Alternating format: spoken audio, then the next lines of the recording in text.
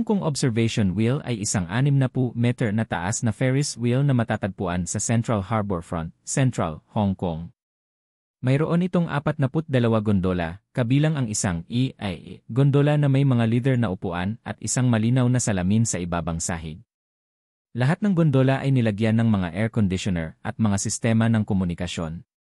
Ang bawat biyahe ay may kasamang 2 hanggang 3 pag-ikot at tumatagal ng humigit kumulang 15 minuto. Ang bawat gondola ay pumupuesto ng maximum na 8 tao, maliban sa gondola na may 5 tao.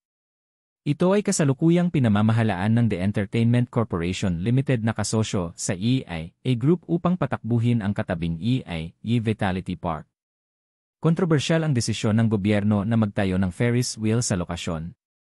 Kinuwestiyon ng ilan ang pangangailangan ng pagtatayo ng naturang atraksyong panturista dahil madaling maitugma ang tanawin mula sa mga gusali ng lungsod at katabing matataas na lupain.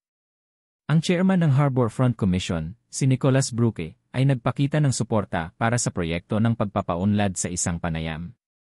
Gayunpaman, ang komisyon sa Harbour Front ay walang kapangyarihang tagapagpaganap sa proyekto.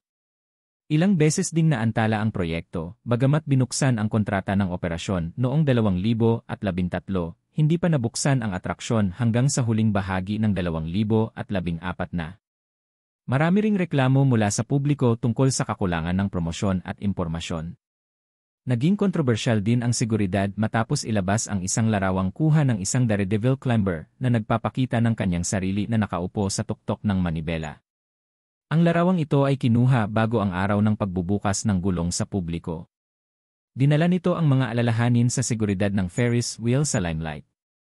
Lumitaw ang nasabing Ferris wheel sa 2021 monster film na Godzilla Kong, kung saan ito ay nawasak sa panahon ng labanan sa pagitan ng Godzilla at kung nasumira rin sa karamihan ng nakapaligid na lungsod.